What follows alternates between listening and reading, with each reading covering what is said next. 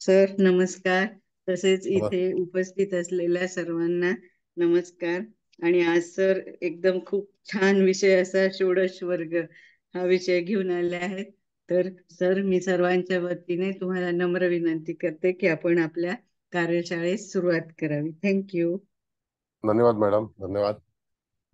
बरं. सगळ्यांचं स्वागत आहे. पहिल्यांदा कुबल मॅडमने स्वागत केलं, तर पहिलं त्यांचं स्वागत करतो.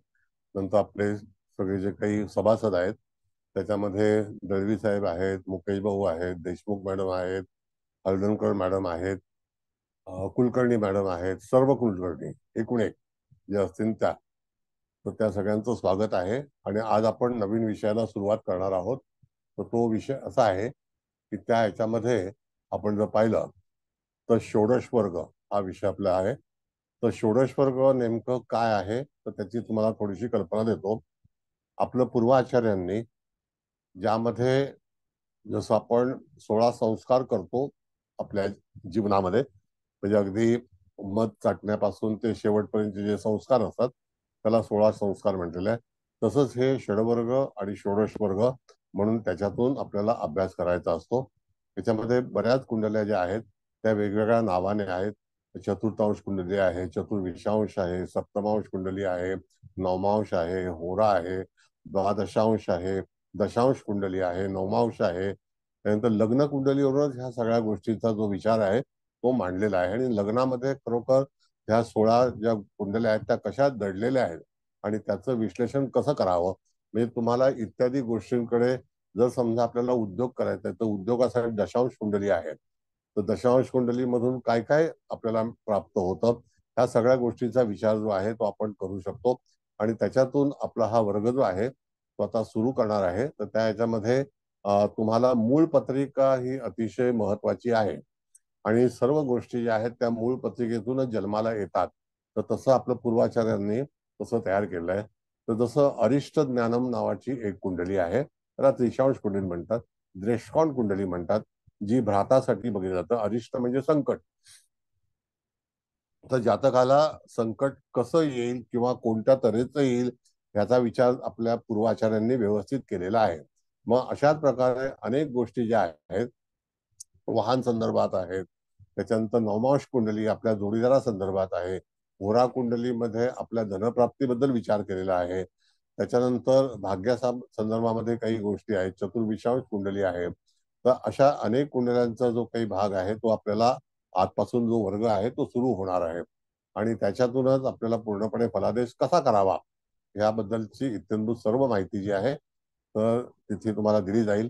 तर पुन्हा एकदा सगळ्यांचं स्वागत करतो आणि अभ्यासाला सुरुवात करूया. तर पहिल्यांदा मुकेश भाऊ, जी कुंडली आहे ना, तर मुख्य कुंडली मांडा. मग मी ह्या सगळ्यांना समजावून सांगतो की मुख्य कुंडलीतून कसं पाहायचं आहे. आजचं जे व्याख्यान आहे हे डेमो लेक्चर आहे, म्हणजे पुढे जाऊन तुम्हाला अभ्यासक्रम जो आहे तो सुरू करायचा आहे. तर डेमो लेक्चर्स म्हणजे काय, याच्यामध्ये तुम्हाला पूर्णपणे त्याचं इंट्रोडक्शन दिलं जाईल. आता मुकेश भाऊंनी तुमच्या समोर कुंडली मांडलेली आहे. आता त्या कुंडलीमधून जेव्हा आपल्याला एखाद्या गोष्टीचं विश्लेषण करायचं असेल तर कोणत्या कारणासाठी ती कुंडली आपल्याला हवी आहे, तर ही कुंडली जी आहे ती ही मुख्य कुंडली, ज्याला आपण लग्न कुंडली म्हणतो. मग आता ह्या लग्न कुंडलीमध्ये तुम्ही बघितलं तर मकर लग्न आलेलं आहे. ही सॅम्पल कुंडली आहे हे मुळामध्ये तसं हे नाहीये, ही सॅम्पल कुंडली आहे. मग आता ह्या अशा सॅम्पल कुंडलीमधून जो काही भाग आहे तो आपल्याला समजून घ्यायचा आहे. मग त्या ह्याच्यामध्ये तुम्हाला सगळ्यांना कुंडली दिसते का? व्यवस्थित पहा जरा. होय सर, दिसते. हो सर, दिसते. हा.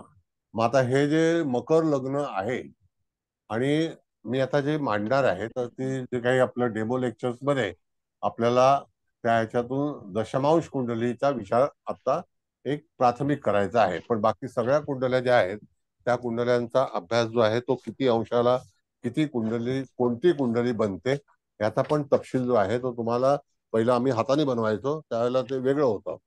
मग आता द्वादशांश कुंडली म्हणजे एका राशीचे 12 भाग, तर दशांश कुंडली म्हणजे एका राशीचे 10 भाग, नवमांश कुंडलीमध्ये एका राशीचे 9 भाग, अशा तऱ्हेने विचार केलेला आहे. विषांश म्हणजे एका कुंडलीचे 20 भाग. त्रिशांश म्हणजे एका कुंडलीच्या याच्यामध्ये अरिष्ट ज्ञानम ज्याला आपण म्हणतो, तर त्याच्यातले 12 भागामधून मुळामध्ये किती भाग येतात, तर 5-6 भाग जे आहेत त्याचा विचार केला. त्याच्यामध्ये कर्क आणि सिंह राशीला ग्रह येत नाही. त्यानंतर चतुर्विशांश आहे, तो जो भाग आहे तो 7.5 अंशाचा एक भाग आहे, म्हणजे त्यातून 4 कुंडल्या बनतात. कळलं का? देशकांड जे आहे ह्या 3 भागाच्या कुंडल्या आहेत. देशकांड म्हणजे भाऊ बहीण याच्याबद्दलचा विचार केलाय, त्याच्यातलं 3 भागातली एक कुंडली बनते. म्हणजे एका कुंडलीतले 3 भाग होतात तयार. अशा तऱ्हेने षोडशांश आहे, तो षोडशांश मध्ये तुम्हाला बघितलं तर 16 भाग जो आहे तो बनला जातो. मग त्याच्यामध्ये डिग्री आणि जे अंश आहेत आणि कला आहेत तर त्याच्यावरती त्याचा परिचय आपल्याला केला जातो. मग आता ह्याच्यामध्ये डेमो लेक्चर मध्ये आपण कुंडली पाहिली, तर या कुंडलीमध्ये लग्न जे आहे ते लग्न किती आहे, तर 16-43 आहे का पहा. बरोबर आहे. हो सर. हो सर. हा. मग होय. त्याच्यामधून दशम भाव जो आहे, म्हणजे दशमांश त्याला म्हटलेला आहे, त्याचे 10 भाग केले आपण. आता त्या 10 भागामध्ये 3 अंशाचा एक जर भाग असेल तर आपल्याला प्राप्त झालेला भाग कोणता, तर त्या ठिकाणी आलेला आहे कुंभ. कळलं का? मग दशम भावाच्या याच्यामध्ये आपण जर पाहिलं तर त्याची जी सुरुवात आहे तर ती किती 3 अंशाने सुरू होते.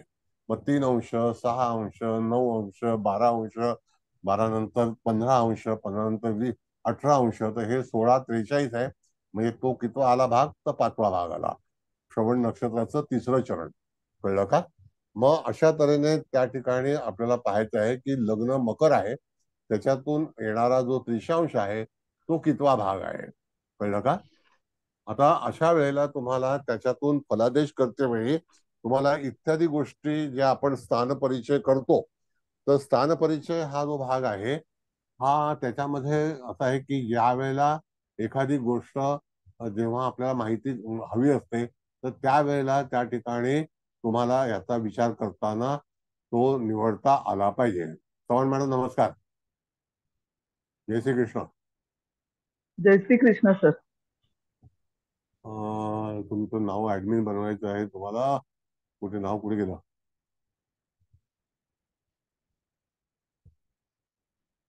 बर. मग आता आपण जेव्हा पाहतो की कुठल्या याला कुठलं हे करायचं आहे, तर तसं न पाहता एक त्याच्याकरता वेगळी कुंडली बनवली जाते.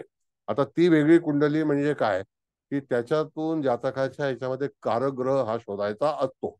आता कारग्रह शोधते वेळी तुम्हाला त्याची कारतत्व, जसं दशमांश कुंडलीमध्ये कारग्रह जो आहे हा मंगळ आणि शनी हे 2 कारग्रह आहेत. कळलं का? कारण ते दशमस्थानाशी संबंधित आहेत, निगडीत आहेत. तर त्याच्याकरता त्या कारक गोष्टीचा विचार करायचा असतो. मग अशा वेळेला तुम्हाला कुठला प्रश्न पाहायचा आहे, जसं एखाद्या वेळेला आपण म्हणतो की जर एखादा प्रश्न आला की ज्याला की त्रिशांश कुंडली जी आहे तर ती कुंडली कशासाठी वापरली जाते, तर ती कुंडली जे अरिष्ट येतं आपल्या जीवनामध्ये, तर अरिष्ट कोणत्या तऱ्हेचं येईल आणि कोणत्या राशीमध्ये कोणत्या स्थानासंदर्भात असेल याचा विचार आपल्याला करायचा असतो. त्यावेळेला तुम्हाला त्रिशांश कुंडलीचा वापर करायचा असतो. आणि त्रिशांश कुंडली ही बनवताना त्याचं जे गणित आहे ते अतिशय कॉम्प्लिकेटेड आहे. म्हणजे पूर्वाचार्यांनी कसं शोधलेलं आहे ते आपल्याला कल्पनाच येणार नाही. त्याच्यामध्ये गणित असं आहे की डिग्री म्हणजे कुठल्याही राशीतला सम आणि विषम ही जी रास असेल त्यातलं 1 अंशापर्यंत, म्हणजे पहिला जो मेष जो आहे तो जो आहे तो 5 अंशापर्यंत येतो.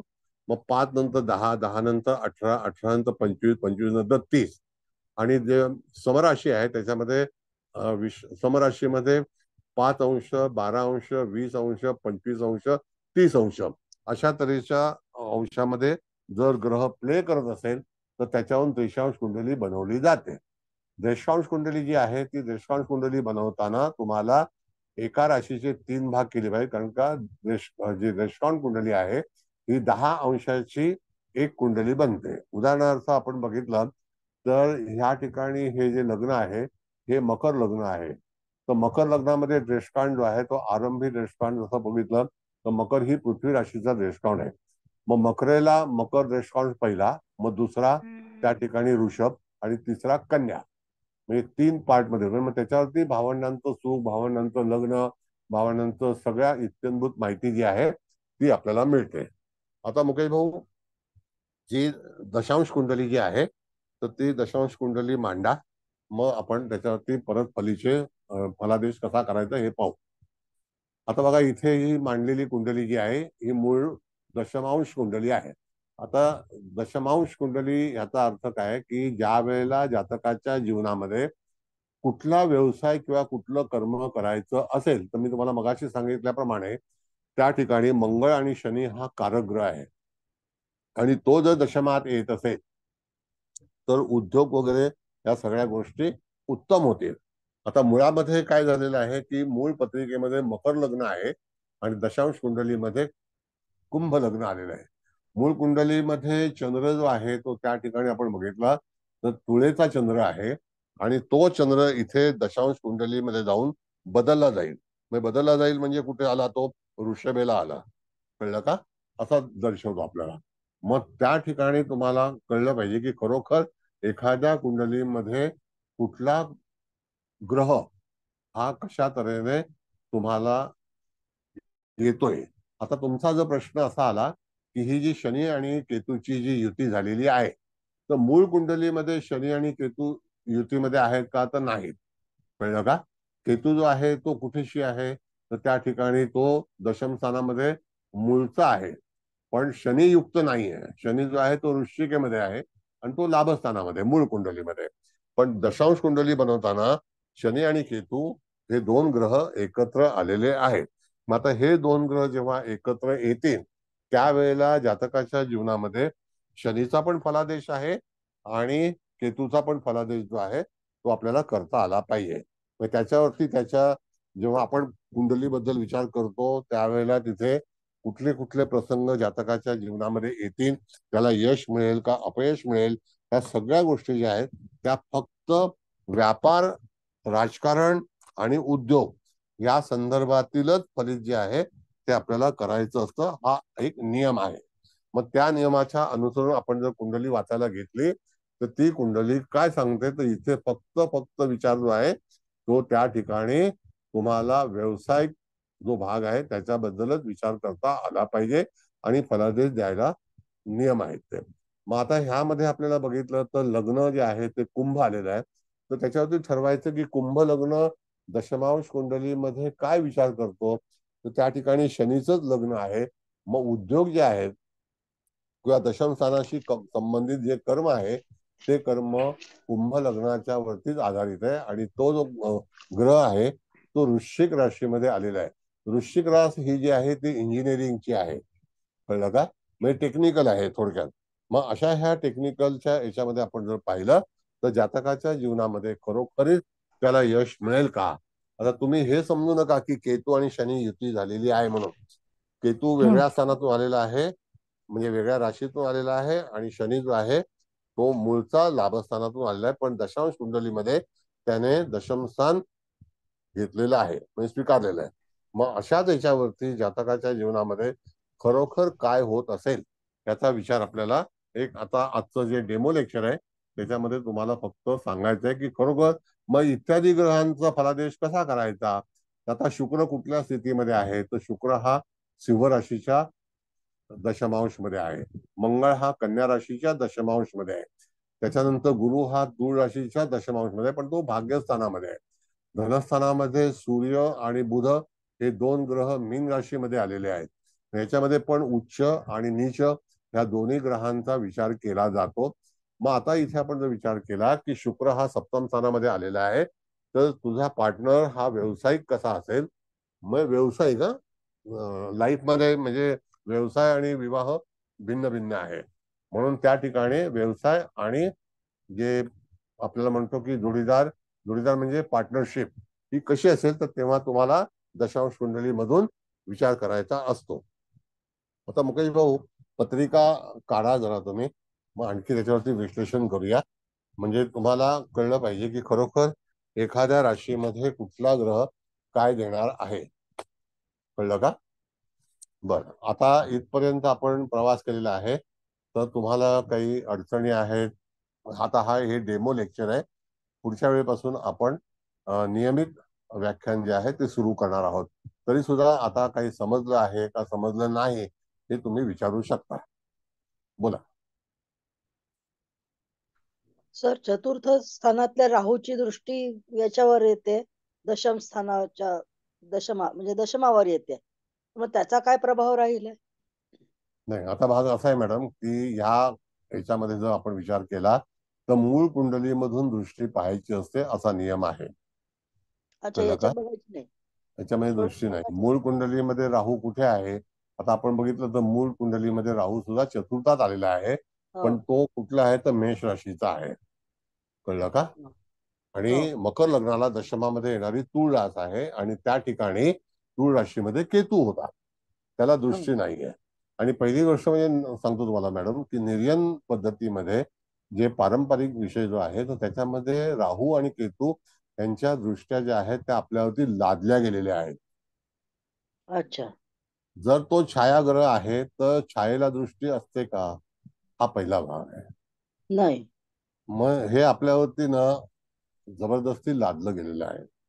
पुराणामध्ये कुठेही त्या दृष्टीचा उल्लेख केलेला नाही राहू केतूचा. हा. बाकी गुरुला 5वी, मंगळाला 4थी, शनीला जी 10वी, ह्या आणि 3री, ह्या ज्या अतिरिक्त दृष्ट्या ज्या आहेत तर त्या 3 ग्रहांना दिलेल्या आहेत. त्याला कारण असं आहे मॅडम की आता बऱ्याच वेळेला लोक स्वतःचे नियम लावतात, पण मी स्वतःचे नियम लावत नाही. जे परंपरेच्या अनुसरून आहे त्याच्याबद्दलच विचार करतो. इत्यादी ग्रह जे आहेत म्हणजे सूर्य आहे, चंद्र आहे, मंगळ आहे, सॉरी बुध आहे, शुक्र आहे आणि राहू आहे आणि केतू, ह्याला फक्त समोरच्याच दृष्ट्या आहेत, पण त्या सुद्धा त्या ठिकाणी उपयोगाच्या नाही. त्याच्यामध्ये जर ग्रह अडकला असेल तर त्याचं फलित चांगलं आणि वाईट त्याचा विचार केला जातो.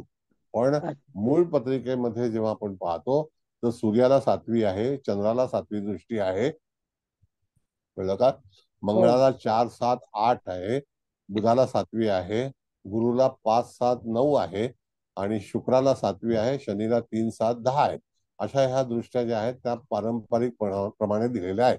पण राहू केतूला दृष्टी नाही, हे फक्त आपण त्याच्यावरती लादलेले आहेत, त्यांना दृष्टीचा विचार केलेला नाही. आता कसं आहे की ज्योतिष जसं वळवावं तसं वळतं. त्याचे हा. जे नियम आहेत ते स्वतः लोक बनवतात. तर त्या आधारावरती जर काही चुकीचा आपण जर विचार केला मग त्यावेळेला कोण सांगतं की उलटी दृष्टी पाहिजे का सुलटी पाहिजे का, हे थोडंसं वादग्रस्तपणा येतो. म्हणजे तो त्याच्यामध्ये परिपूर्ण आपल्याला हे येत नाही. तर हम्म. जातकाला ज्योतिष माहिती नसतं त्यावेळेला आपण त्याला काही सांगू शकतो की इथे राहूची दृष्टी आहे, पण मूळ दृष्ट्या ज्या आहेत त्या तुम्हाला सांगतो की अतिरिक्त दृष्ट्या ज्या ठरवल्या आहेत आपल्या आचार्यांनी, तर त्याला हा. कारण म्हणजे मंगळ, गुरु आणि शनी हे कक्षेच्या पलीकडचे ग्रह आहेत. तर कक्षेच्या पलीकडचे ग्रह असल्यामुळे त्या ठिकाणी मी तुम्हाला एक सायंटिफिक विचार सांगतो. जेव्हा तुम्ही एखाद्या गच्चीवरती असता म्हणजे दूरवरती अंतरावर असता हा. त्यावेळेला त्या कक्षेच्या पलीकडचा भाग असतो त्याला चौफेर नजर असते. मग त्या ह्याच्यामध्ये शनी, गुरु आणि मंगळ याला अतिरिक्त 5, 7, 4, 8 अशा ज्या दृष्ट्या दिल्या, मंगळाला 4 आणि 8, हा. बरोबर की नाही? आणि 7 पण आहे. म्हणजे 7 पण. पहिली दृष्टी 4 आहे, 7 आहे, मग 8 पण आहे.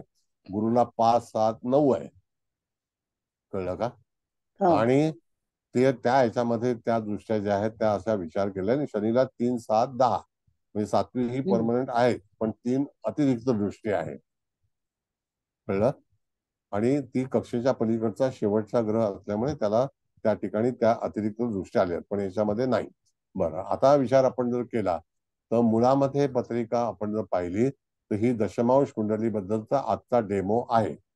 मग तरी सुद्धा त्या कुंडल्यांमध्ये आलेलं आता आपण जर विचार केला तर दशम स्थान हे फार महत्वाचं आहे. त्याच्यामध्ये कारकग्रह हा दशम स्थानाशी संबंधित तुम्हाला मंगळ आणि शनीचा विचार केला जातो, करायला हवा. मग तशाच प्रकारे इथे आपण पाहिलं तर बुध आणि सूर्य हे एकत्र आलेले आहेत. कुठे आलेले आहेत? तर त्या ठिकाणी तुम्हाला धनस्थानामध्ये आहेत. आता त्यामध्ये आपण जर बघितलं तर अष्टम स्थानामध्ये मंगळ आहे ना, हो. मग त्याला दृष्टी पकडायची नाही. दृष्टी ही आपली मूळ कुंडली असते, त्या मूळ कुंडलीवरनं दृष्टी बघायची. मग आता अच्छा. ह्या ठिकाणी उपस्थित असलेले ग्रह हे जातकाच्या जीवनामध्ये बरा वाईट फलादेश म्हणजे चांगला वाईट फलादेश जो आहे त्याचा विचार केला जातो. उदाहरणार्थ आपण पाहिलं तर त्या ठिकाणी अष्टम स्थानामध्ये मंगळ आहे ना. हो हा, हो सर. मग हा अष्टम स्थान जे आहे ते नैऋत्य दिशेचं स्थान आहे. त्याच्यामध्ये यदा कदाचित जातकाच्या जीवनामध्ये आता आपण पाहिलं तर त्या ठिकाणी कुंभ लग्नाला अष्टमात कन्येचा मंगळ आलेला आहे. राशीचा विचार केला जातो कारण राशी या सर्व ठिकाणी उपलब्ध असतात, पण तरी सुद्धा मूळचा मंगळ कुठल्या कुंडलीमध्ये होता आणि तो दशमांश कुंडलीमध्ये कुठे विराजमान आहे, तर त्या ठिकाणी तो निश्चितच काही गोष्टीमध्ये जातकाच्या जीवनामध्ये हानी करेल, कारण त्याला ते स्थान बरोबर नाही, कारण तो हो. दशांश कुंडलीचा कारग्रह आहे. हम्म. बर. मग सूर्य पार्टनर कडून हानी होईल असं करता नाही येईल नाही का? नाही, पार्टनर नाही कडून नाही. पार्टनरचा संबंध फक्त कुठे आहे, तर सप्तमात येणारी जी रास आहे ती सिंह तेवढ्या आहे. पुरते. हा हा नाही, ती सिंह आहे आणि त्याच्यामध्ये शुक्र आलेला आहे. हा आणि धनस्थानामध्ये त्याचा अधिपती हा धनस्थानामध्ये बसलेला आहे आणि बुध हा व्यापाराचा ग्रह आहे आणि तो हा रवी युक्त आलेला आहे. हा कळलं का? दशांश कुंडलीमध्ये. आणि दशांश कुंडली ही फक्त 3 अंशाची बनते, हे वाक्य लक्षात ठेवा. कारण दशांश जसं नवमांश कुंडली 3 अंश 20 कलेची बनते. हा तशी. तत्पूर्वी मी तुम्हाला षोडश वर्गाचं हे जे सांगतो, तर प्रथम स्थान हे क्षेत्र कुंडली ज्याला आपण म्हणतो लग्न कुंडली, ती 30 अंशाची आहे. त्यानंतर होरा बनते. तर होरा कुंडली जी आहे ती धनस्थानामध्ये 2 भाग होतात, म्हणून ती 50-50% म्हणजे 30 अंशामध्ये 15-15 अंशाची एक पार्ट बनतो. त्याला फक्त 2 असतं, म्हणजे कर्क होरा आणि शिव होरा असे 2 होरे असतात. त्यानंतर आपण पुढे गेलो तर देशकांचे 3 भाग बनतात. ते तृतीय स्थान आहे. त्याच्यामध्ये 10 अंशाला प्रत्येक कुंडली जी आहे त्याचा विचार केला जातो. म्हणजे प्रत्येक कुंडलीचे समांतर 10 भाग केले तर त्याच्यातला नियम असा आहे, तुमचं जे लग्न असेल त्याचं लग्न पहिल्यांदा, आता जे पूर्वी लग्न होतं ते कुठलं होतं, तर मकर होतं. मग हा मकर हे पृथ्वी तत्वाचं लग्न आहे. मग पहिला जो देशकाण आहे तो मकर आहे. हम्म. दुसरा जो आहे तो कन्या आहे आणि तिसरा आहे, सॉरी, पहिला मकर आहे, दुसरा वृषभ आहे आणि तिसरा कन्या आहे. असे 3 देशकाण पृथ्वी तत्वामध्ये होतात आणि ते 10-10 अंशाचे आहेत. मग आता जर समजा इथे तूळ लग्न आलं असतं तर तुळेला पहिला देशकाण तूळ, दुसरा देशकाण कुंभ, तिसरा देशकाण मिथुन. हा कळलं? मग हो अशा सर. तऱ्हेने ती कुंडली मांडायची असेल. त्याच्यावरती फक्त आपल्या कुटुंबातील भ्राताकारक म्हणून जी कुंडली आपण पाहतो, तर ती भ्राता संदर्भातीलच सगळा फलादेश, भावाची पत्नी कशी असेल, भावाचा उद्योग कसा असेल, याचं संपूर्ण जे वर्णन आहे ते आपण त्रिशांश कुंडली म्हणून, सॉरी, त्रिशांश कुंडलीच्या ह्याच्यातून आपण करतो. देशकाळ म्हणून, सॉरी, देशकाळ कुंडलीतून आपण करतो. कळलं? त्रिशांश आणि देशकाळमध्ये फरक आहे. तर त्रिशांशाचं मग गणित आता वेगळं आहे. ह्या दशांश कुंडलीमध्ये मंगळ जो अष्टम स्थानामध्ये आलाय कन्येचा, मग हा कशा प्रकारे हानी करेल? आता कन्या राशी व्यापाराची आहे की नाही? हो मग व्यापारासंदर्भात इथे वैयक्तिक रिलेशन काहीही सांगितलं जात नाही. वैयक्तिक म्हणजे बाबा तुझा भाऊ तुझं नुकसान करेल किंवा तुझ्या ह्याच्यावर, तरी सुद्धा जातकाच्या जीवनामध्ये मंगळ अष्टम स्थानामध्ये येणं हे योगकारक नाही. अच्छा, आलं लक्षात. अष्टम स्थानामध्ये मंगळ येणं योगकारक नाही. मग अशाच वेळेला जातकाच्या जीवनामध्ये एखादा प्रसंग कशामुळे येईल, तर तो प्रसंग कशामुळे येतो त्याचा जर विचार आपण केला तर बाबा आता इथे दशांश कुंडलीमध्ये आणखी काय काय तुम्हाला दिसतं, तर त्या ठिकाणी चंद्र हा चतुर्थामध्ये गेलेला आहे, पण तो राहुयुक्त आहे. कळलं का? मग हो चंद्र जर राहुयुक्त झाला तो मूळचा चंद्र कुठेशी आहे याचा पण आपण शोध घेणं गरजेचं आहे. मग मूळचा चंद्र हा जो आहे तो तुळ राशीत आहे आणि तो दशांश कुंडलीमध्ये वृषभ राशीमध्ये आला. हा, म्हणजे इथे पोझिशन सुधारली चंद्राची. नाही, पोझिशन नाही. आता परत तुम्हाला सांगतो की परत तो त्या ठिकाणी तुम्हाला चंद्र हा व्यवसायाची मानसिक स्थिती दाखवतो. अच्छा. पोझिशन सुधारणे म्हणजे व्यवसायाची मानसिक स्थिती दाखवतो. मग मानसिक स्थिती आपण जर पाहिली तर त्यावेळेला चंद्र हा कोणत्या तत्वामध्ये आलाय, तर वृषभ राशीमध्ये आलेला आहे. मग वृषभ राशी ही चंद्राची उच्च राशी आहे की नाही? मग हो तशाच प्रकारे त्या ठिकाणी चंद्र हा राहुयुक्त झालाय, पण राहू मूळचा तिथे आहे का, तर त्याच्यावरती तो तिथे आलेला आहे. तर चंद्र बाहेरून आलेला आहे. मग मूळचा चंद्र तुळेतला आहे की नाही? हो तो केतुयुक्त आहे की नाही. हा मग त्यावेळेला तो दशांश कुंडलीमध्ये राहुयुक्त झाला. हा मग त्यावेळेला चतुर्थ स्थानपेक्षा चंद्राचं महत्व जास्ती आहे, कारण चंद्र हा षष्ठेश आहे हा दशांश कुंडलीमध्ये. हो दशांश कुंडली कुंभ लग्नाला तो षष्ठेश आहे. निश्चित आहे. मग षष्ठेश हा जर राहुयुक्त झाला, मग षष्ठ स्थान हे माणसाच्या कामगारांचं आहे. हा म्हणजे नोकर वर्गाकडून जो लाभ किंवा हानी होईल ती बघावी लागेल. निश्चित हानी होईल, निश्चित हानी हो होईल. हो राहू आहे म्हणजे हानी होईल. हो.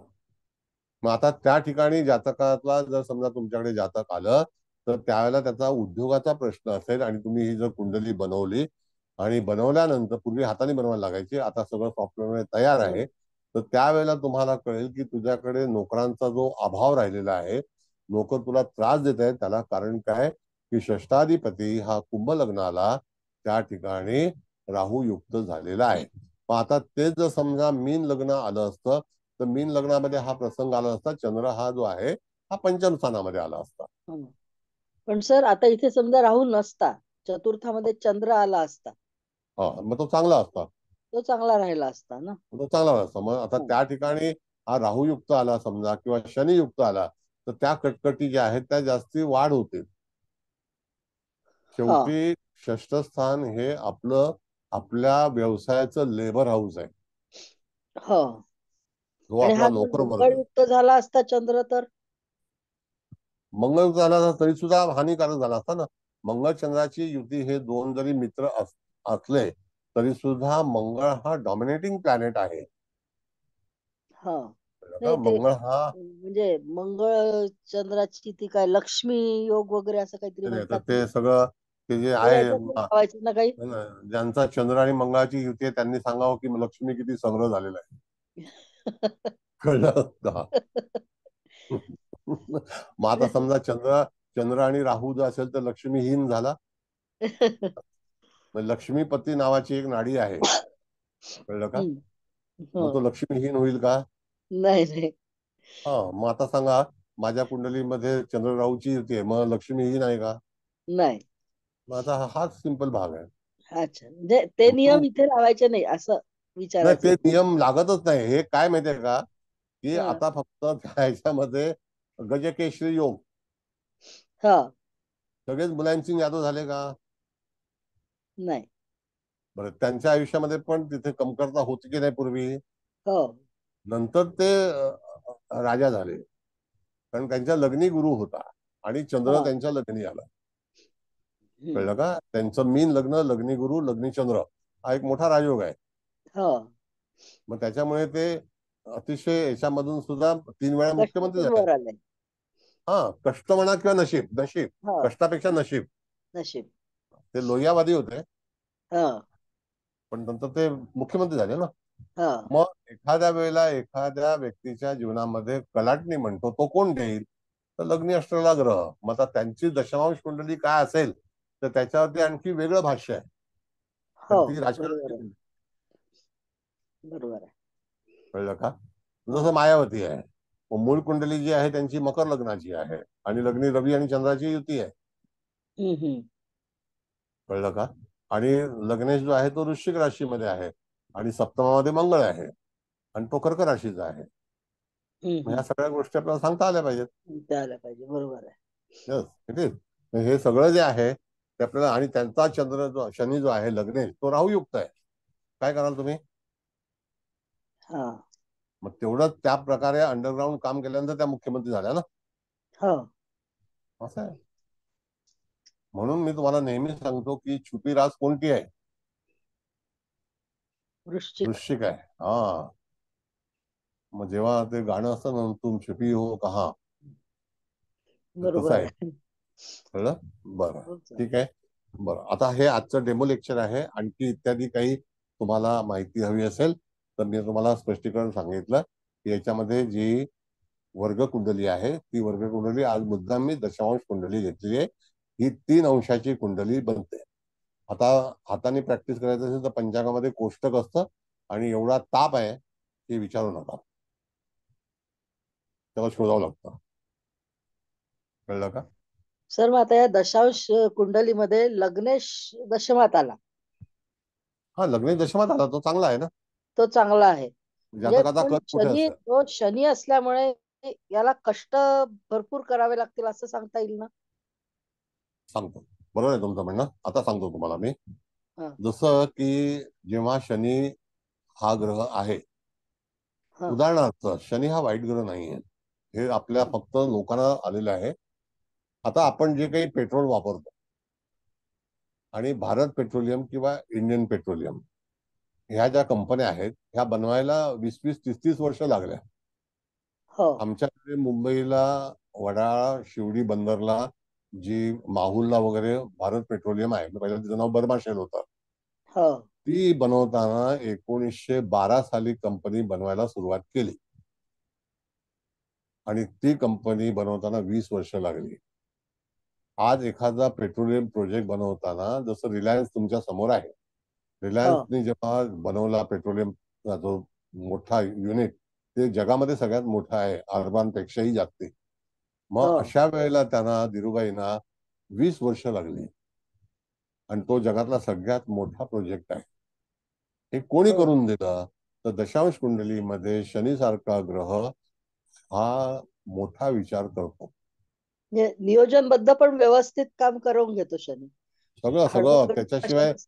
त्याच्याशिवाय जनता चालतच नाही. मग हो आता ते सरकारच्या याच्यामध्ये असल्यामुळे ज्या मोठ्या मोठ्या कंपन्या बनलेल्या आहेत, आत्ताच मी त्या याच्यामध्ये पाहिलं, जसं आमच्याकडे शिवडी ते अलिबाग असा मोठा ब्रिज बनला, चालू झाला. आता 12 हो तारखेला चालू आहे. मोदी येणार. हो मग आता ते एवढा मोठा प्रोजेक्ट ह्यूज ज्याला आपण म्हणतो, तर ते कोण बनवू शकतं? तर शनीच्या अखत्यारीत जातं. ते हो मंगळ शुक्राचं काम नाहीये. नाही तेच. ते लिमिटेशन्स आहेत. हम्म. मग त्याच्यामध्ये हर्षलचं काम आहे. कारण का, हर्षल हा टेक्नॉलॉजीचा ग्रह आहे मुख्य.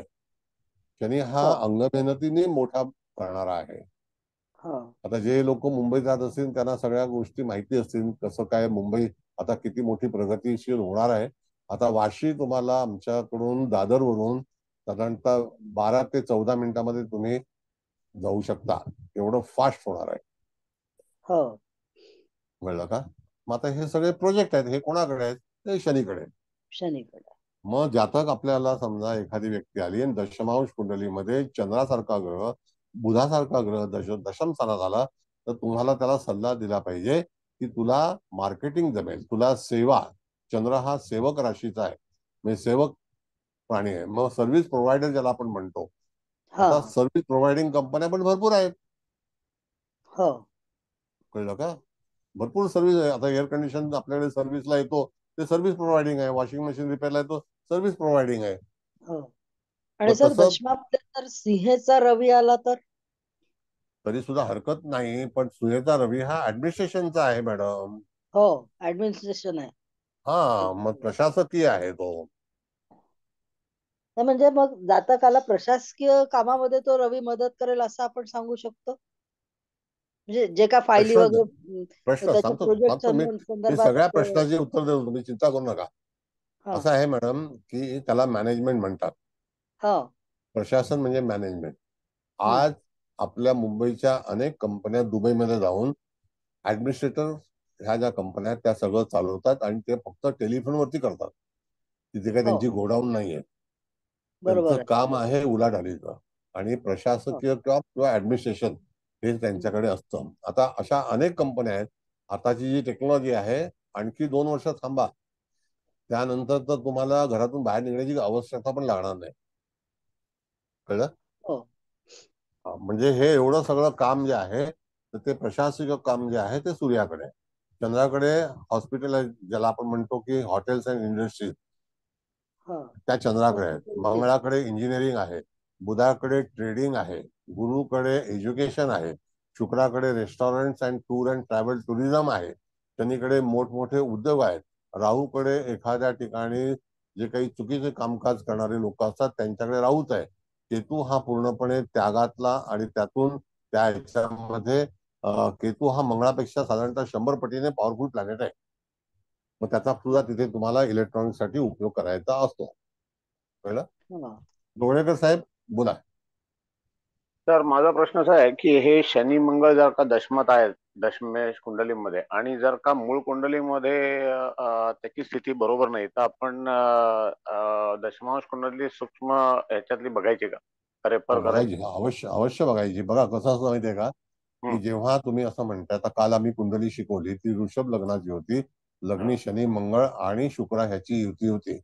पण त्या व्यक्तीला दशमांश कुंडलीमध्ये जर परिवर्तन केलं आणि त्या मंगळ शनीची युती येईलच का, तर ते जर अंशात्मक असतील एकत्र, जसे ते नवमाशामध्ये एकत्र येतात, त्याप्रमाणे दशांश कुंडलीमध्ये सुद्धा एकत्र येऊ शकतात. कळलं बरोबर. का? आणि ते जर एकत्र आले तर उद्योगासंदर्भात आपण जर पाहिलं तर त्या ठिकाणी निश्चितच, ज्याला आपण म्हणतो, बरीचशी क्रांती होण्याची शक्यता आहे. अच्छा. कळलं? आणि त्यावेळेला जर अंशात्मक युती असेल आणि ते दशमामध्येच असतील, तर त्या ठिकाणी राजकीय स्थितीमध्ये सुद्धा क्रांती होईल, उद्योगामध्ये सुद्धा क्रांती होईल. तुम्ही मंगळाशिवाय इंजिनिअरिंग टेक्निकल सुरू करू शकत नाही. म्हणून याच्यामध्ये सायन्समध्ये सांगितलेलं आहे, मेकॅनिकल इंजिनिअरिंग जे आहे हे सगळ्यात प्रथम आहे. म्हणजे तुम्हाला टाचणी बनवायची असेल तरी सुद्धा इंजिनिअरिंगला तुम्हाला लागतच, आणि ते मेकॅनिकलच लागतं कुठलेही ह्याच्याला. आणि ज्या वेळेला तुम्हाला मेकॅनिकल किंवा इत्यादी गोष्टीमध्ये सुरुवात करायची असेल तरी सुद्धा तुम्हाला मेकॅनिकल इंजिनिअरिंगची सल्ला घ्यावा लागतो. हे फाउंडेशन आहे.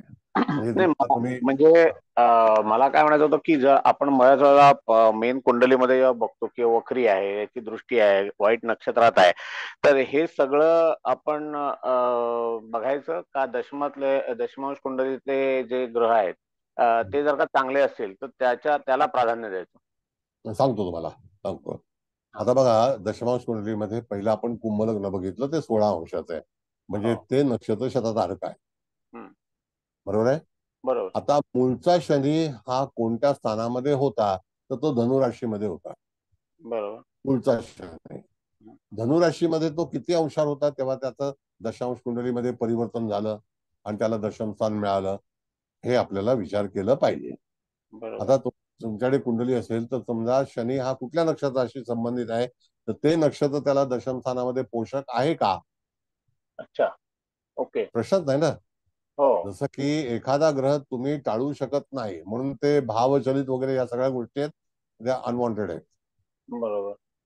कळलं का? तर मग तुम्हाला त्या ठिकाणी एखादी गोष्ट करायची असेल तर नक्षत्राचा आधार तर घ्यायचा आहे, पण पहिल्यांदा राशी belongs to home, the Jupiter. तो धनुराशीचाच शनी आहे आणि वृश्चिकेचाच केतू आहे आणि तुळेचाच चंद्र आहे. हे विसरता येणार नाही. चंद्र किती अंशावरती आहे, तो जर स्वातीमध्ये आहे तर स्वातीचाच फलादेश देईल तो. मग तसंच तुम्हाला ज्याला दशमामध्ये आलेला ग्रह हा पर्टिक्युलर त्या नवमाशामध्येच असेल तर तेव्हा तुम्हाला त्या नक्षत्राचा दशांश काढता आला पाहिजे, शोधता पण आला पाहिजे.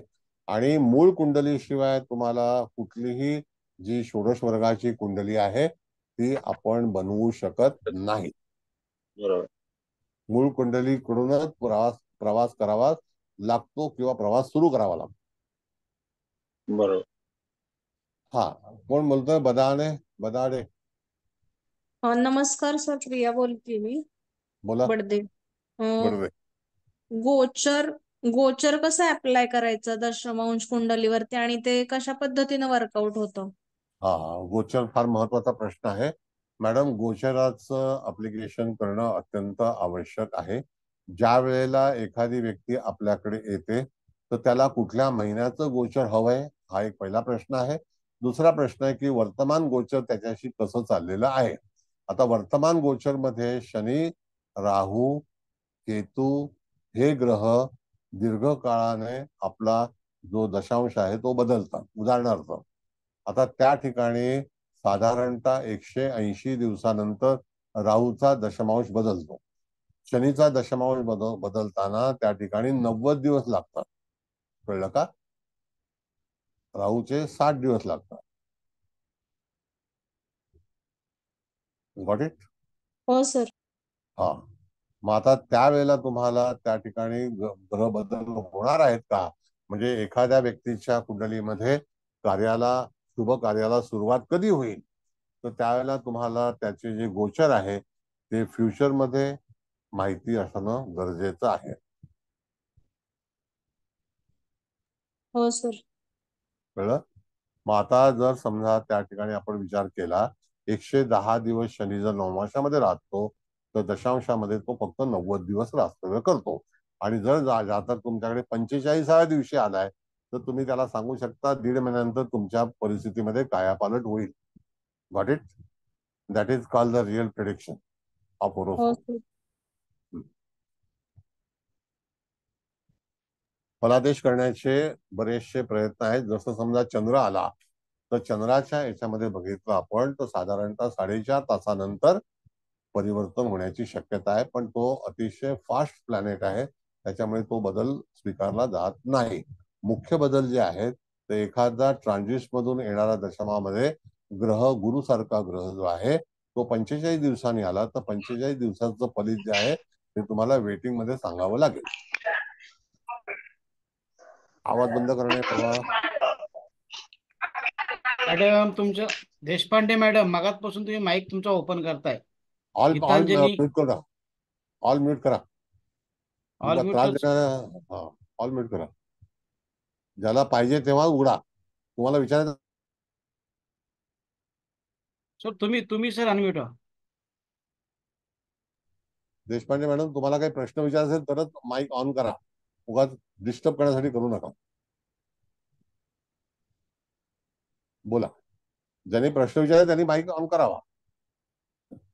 आता यांनी प्रश्न विचारला तर तो प्रश्न अतिशय व्यवस्थित होता आणि मी व्यवस्थित त्याला उत्तर दिलेलं आहे.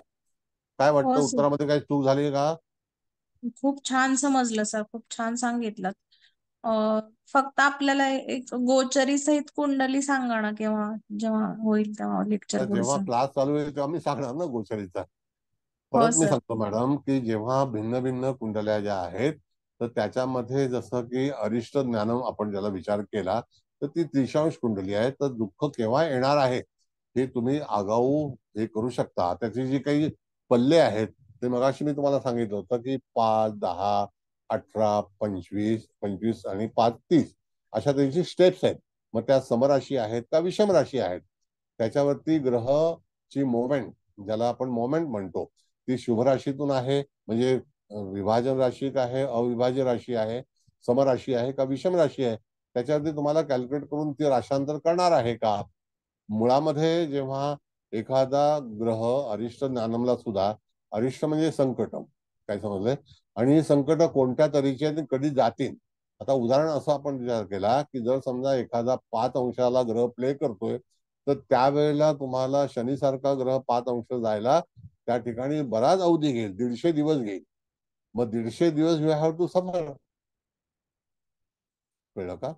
मग त्या 150 दिवसामध्ये नाना तऱ्हेच्या गोष्टी जातकाच्या जीवनामध्ये घडू शकतात. असा संदर्भ त्रिशांश कुंडलीचा विचार करतेवेळी करायचा असतो.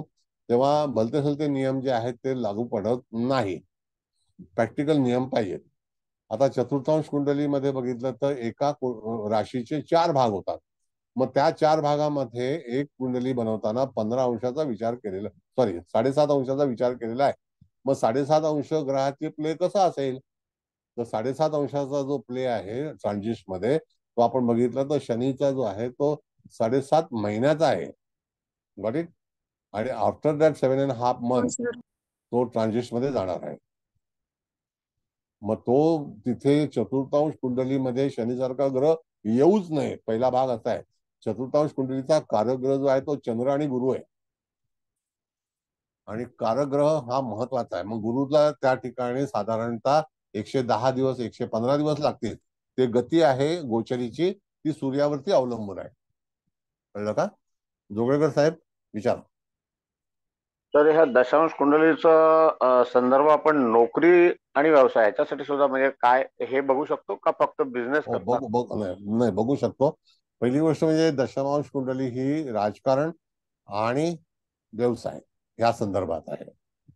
मग नोकरीसाठी असेल तर काय कुठली मग शाळा? तुम्हाला मूळ कुंडलीहून षष्ठस्थान बघा. ओके. मूळ कुंडलीचं षष्ठस्थान बघायचं. हो. आणि गंमत काय माहितीये का की जोगळेकर साहेब की ह्या ठिकाणी जेव्हा कुठल्याही षोडश वर्गाची जेव्हा कुंडली तुम्ही वाचता तपासता त्याला अवधी जो आहे तो भरपूर लागतो शिकायला, म्हणजे एका हो. जमात होणार नाही. पण पहिल्यांदा आपल्याला ठरवायचं असतं की कोणता ग्रह जन्माच्या वेळेला कुठल्या झोडियाक मध्ये प्ले करत होता. ओके. त्यावेळेला त्या जातकाचा जन्म झालाय, त्याचे हम्म. जे सगळे गुण जे आहेत ते हम्म. गुणाच्या अनुसरून तो दशमस्थान प्राप्त करणार आहे का. सगळ्या ग्रहांना ते मिळत नाही, पण तरी सुद्धा नशिबाने या 9 ग्रहापैकी कुठला ग्रह आलेला आहे त्याच्यावरती फलादेश हा जीवनामध्ये मिळणारच, त्याच्यामध्ये काही वाद होणार नाही. म्हणून त्याकरता आपल्याला आपलं स्पष्ट लग्न हे अतिशय महत्वाचं आहे, आणि ते स्पष्ट लग्न 16 कुंडल्या बनवतं. बरोबर.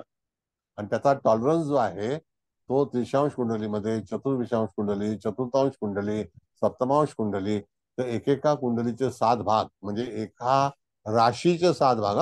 हो. राशी is one of the cavity of that particular horoscope. बरोबर. There are 360 degrees. बरोबर. असं आहे. मग अच्छा. हे स्पष्टीकरण जे आहे ते तुम्हाला षोडश वर्गाच्या कुठल्याही पुस्तकात पण आढळणार नाही, जे आता मी तुम्हाला सांगितलं. हो सर, कोणी हे एवढं सांगत पण नाही. हा. बरोबर. Thank you sir. आता हे कसं आमचं तोंडपाठ आहे म्हणून हो. नाही तर लोक माझी फिरकी घेत बसली असते माहितीये का, आणि मला पतंग उडवायला लागले असते. अहो लोक फार हे आहेत. हो. परीक्षा म्हणून घेतात तर गुरुची. परीक्षा प्रश्नच नाही. आम्ही आहोत जातीचे म्हणून. नाही तर इथे उभं राहणं फार मुश्किल असतं. बरोबर.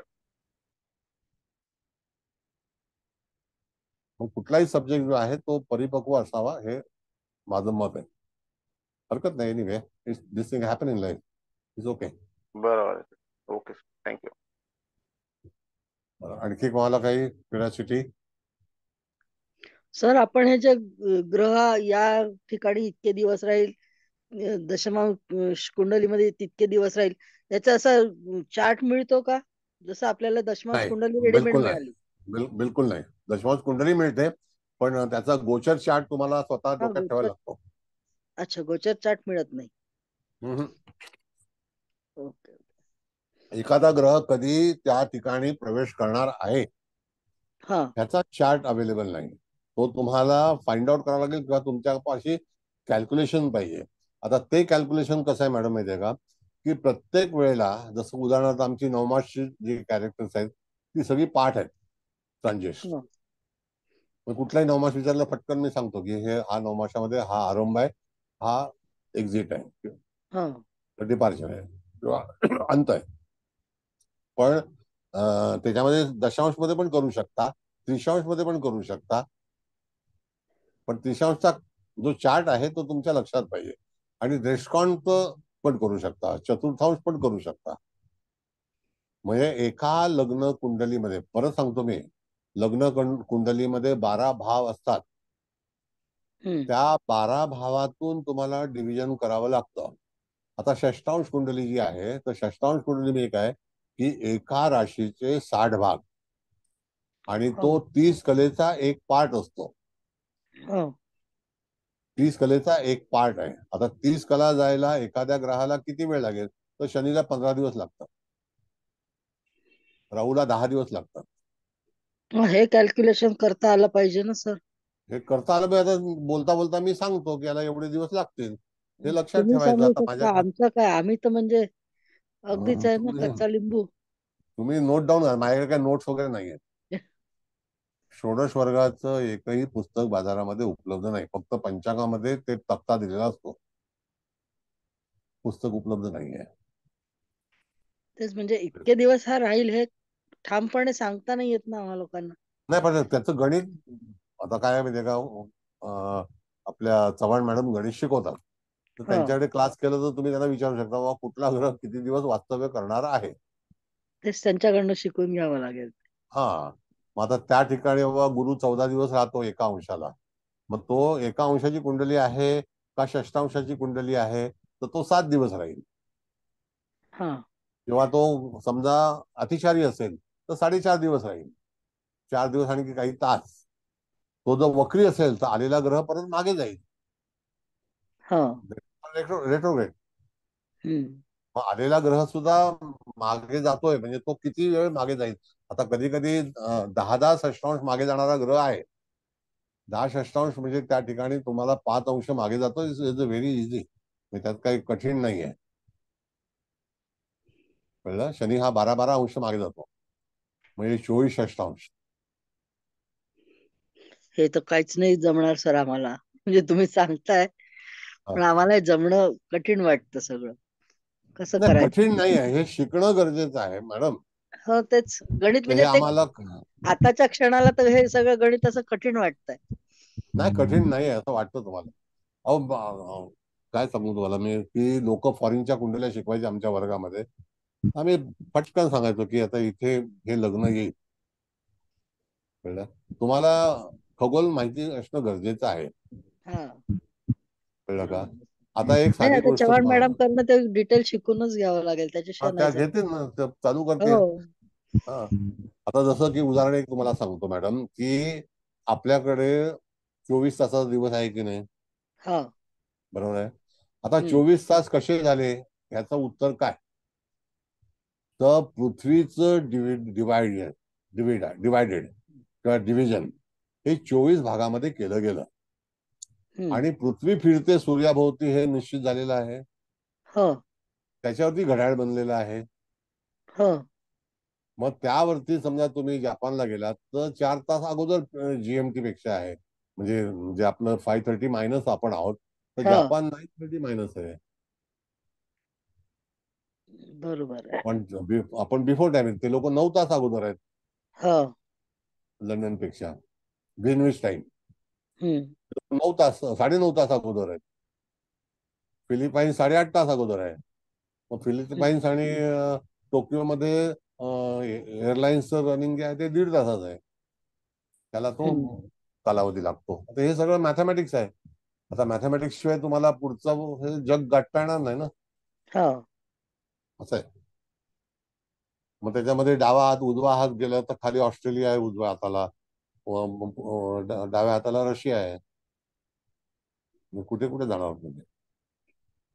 नाही भारतातलंच गणित समजलं पुष्कळ झालं बाहेरच्या देशापेक्षा. तरी सुद्धा नाही, बाहेरच्या देशाचं कसं असतं मॅडम, पूर्वीच्या काळामध्ये आम्ही जेव्हा शिकलो त्यावेळेला काही लॅपटॉप कॉम्प्युटर वगैरे काही नव्हतं.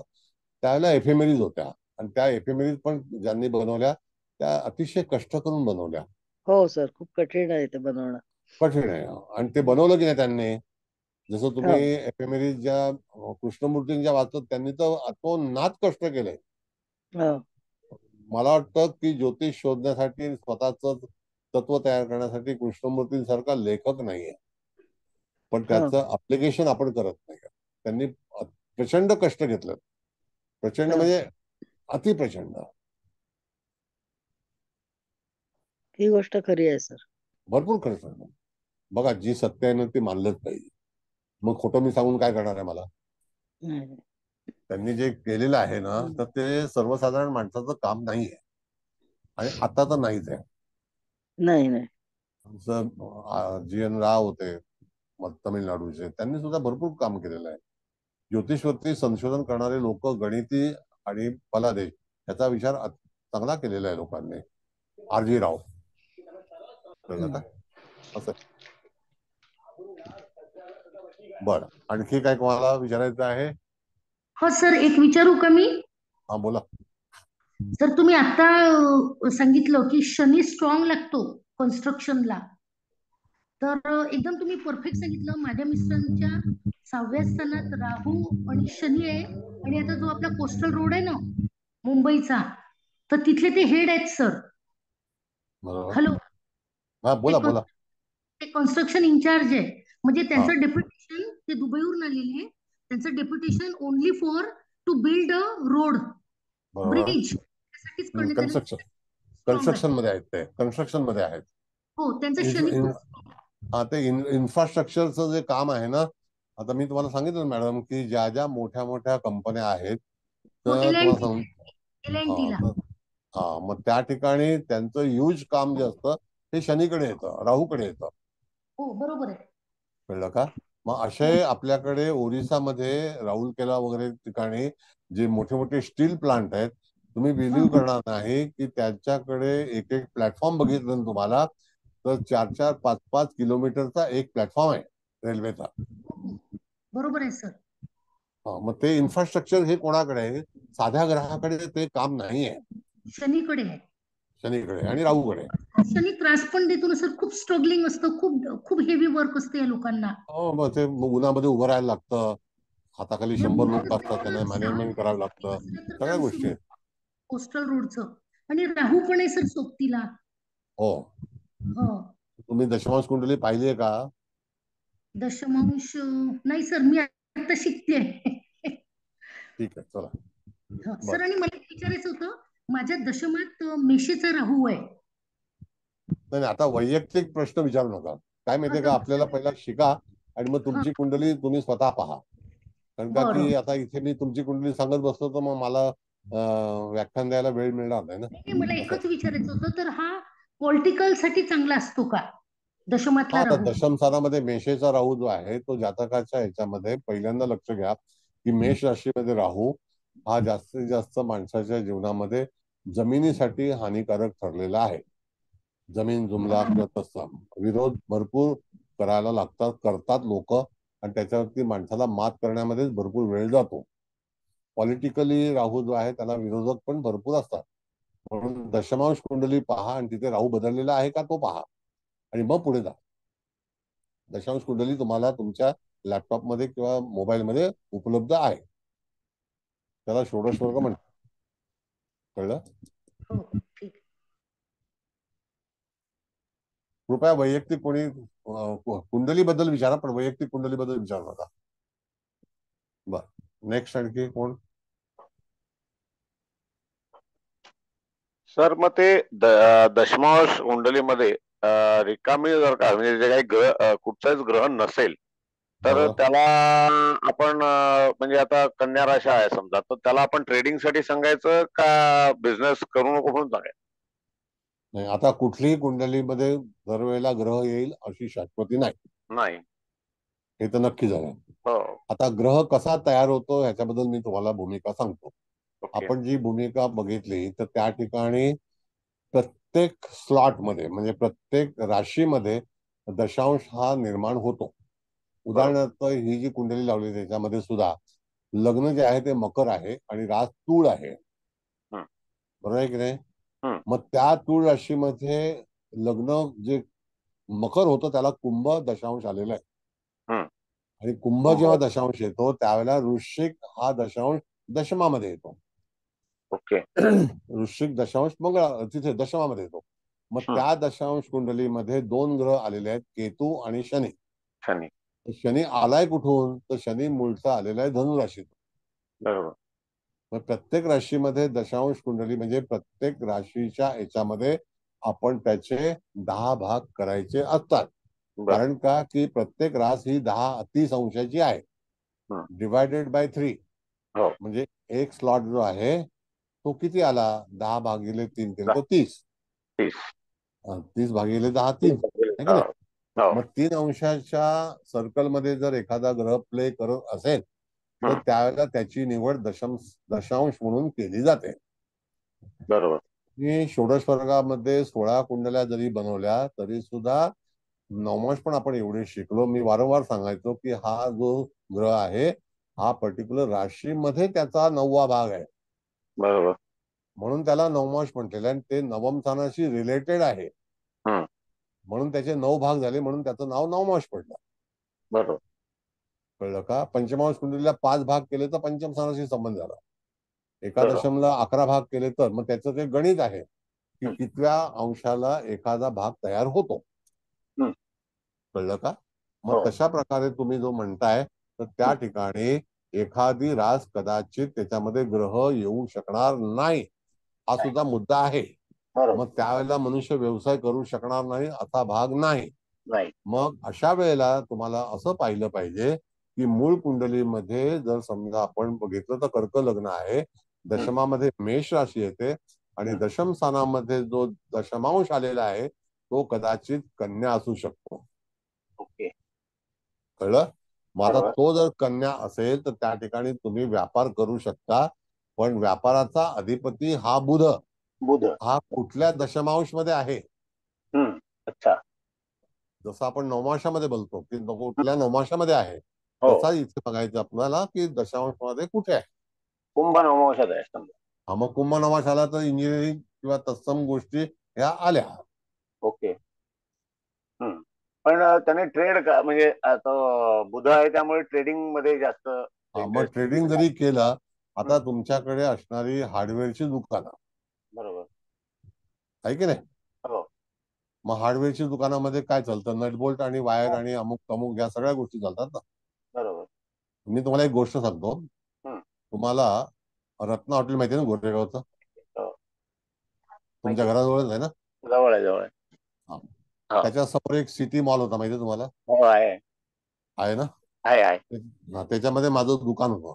कसलं होतं, कसलं असेल मला सांगा. रत्नांचं. माझं दुकान होतं कॉस्मेटिकचं. हो हो. आता विचार करा, ज्योतिष, इंजिनिअरिंग आणि कॉस्मेटिक याच्यामध्ये किती अंतर आहे. भरपूर. इंडस्ट्री, फिल्म इंडस्ट्री अंतर आहे की नाही. हो आहे. पण तरी सुद्धा मी 4 वर्ष ते दुकान तिथे ऑपरेट केलं. बरोबर. कॉस्मेटिकचं. तर लग्नेश वृषभ आहे ना.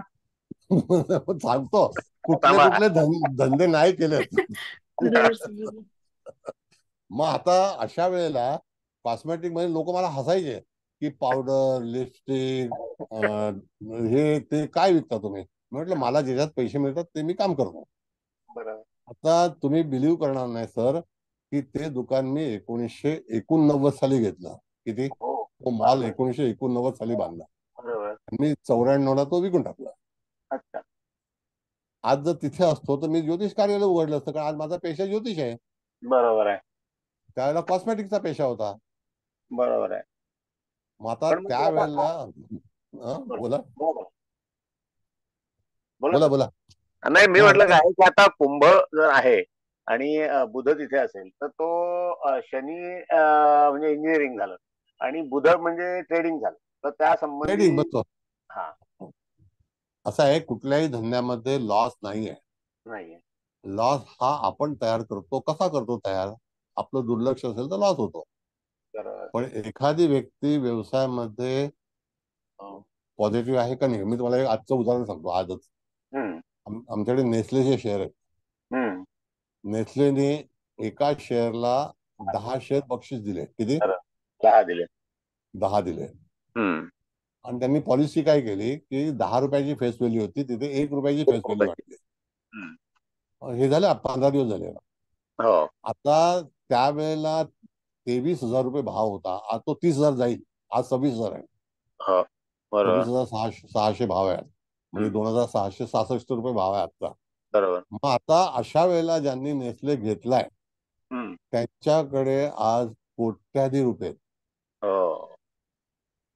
बरोबर. तुम्हाला असं वाटतं का कधी नेसले बंद होईल. नाही. कधी होईल. नाही. मग आता कुठली कंपनी घ्यावी आणि कुठली कंपनी घेऊ नये. म्हणजे ट्रेडिंग करताना तुमचं नशीब पाहिजे की नाही. खूप पाहिजे. बरोबर आहे. मग आता ह्याच्यावरून आपण म्हणजे थोडं मार्गदर्शन त्याला करू शकतो की त्याने कुठल्या ह्याच्यात ट्रेडिंग करावं, ते सुद्धा कुठल्या विषयात करावं. बरोबर आहे. आणि जोगळेकर साहेब असं आहे, यू आर रिस्पेक्टेड, की आता ज्योतिष मध्ये ट्रेडिंग करणं हा गुन्हा झालेला आहे. शेअर बाजारात आता तुम्ही ट्रेडिंग करू शकत नाही. बरोबर. त्या दिवशी सुरतला 100 लोकांना पकडलेलं आहे. असं आहे. आता हे जे सगळं चालतं जग, त्याची इन्फॉर्मेशन तुमच्याकडे हवी. तुम्ही यू कांट रेकमेंड ऑल्सो की हा शेअर घ्या ऑफिशियली. You cannot. नाही. तुम्ही लिखित व्हॉट्सअपवरती मेसेज पाठवत तरी सुद्धा गुन्हा दाखल होऊ शकतो सीबीआय मध्ये. मग रेकमेंड करतात या कंपन्या त्या रजिस्टर्ड असतात. नाही, त्या पण आता जे अननोन लोक आहेत ते रेकमेंड करतात. जे लोक नोन आहेत ते सांगतात, फक्त अनालिसिस करतात की ह्या कंपनीचं प्रोडक्ट काय आहे, ह्याचा पीई काय, ह्याचा ईपीएस काय, ह्याचं मॅन्युफॅक्चरिंग काय, ह्याचं टर्नओव्हर काय, हे तुम्ही सांगू शकता. बट यू कॅनॉट से की बाबा तुम्ही ही कंपनी घ्या म्हणून. करू शकत नाही. प्रमोट नाही करू शकत. फायनान्शियल सेक्टरमध्ये कुठलाही व्याजाने पैसे देणं, पैशाचं नुकसान करणं, याच्यावरती आता फार मोठा कायदा बनलेला आहे. 10 वर्ष शिक्षा आहे. बरोबर. आता सुरतला जी पकडले त्यांना 15 कोटी रुपये फाईन आलेला आहे. हो हो. म्हणून आता फार सांभाळून राहणे. कुठल्याही बाबतीत साधं व्हॉट्सअपला पण तुम्ही मेसेज करू शकत नाही. बरोबर. हा, तुम्ही फक्त अनालिसिस सांगू शकता हम्म. की ह्या कंपनीला हा प्रॉफिट मिळणार आहे, हे करणार आहे, ते करणार आहे. हा, कुलकर्णी मॅडम बोला.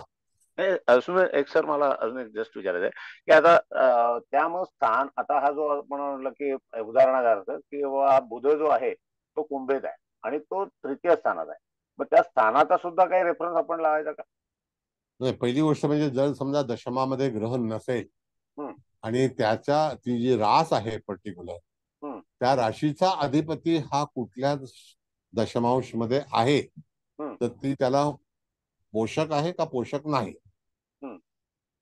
त्याच्यावरती तुम्हाला विचार करणं.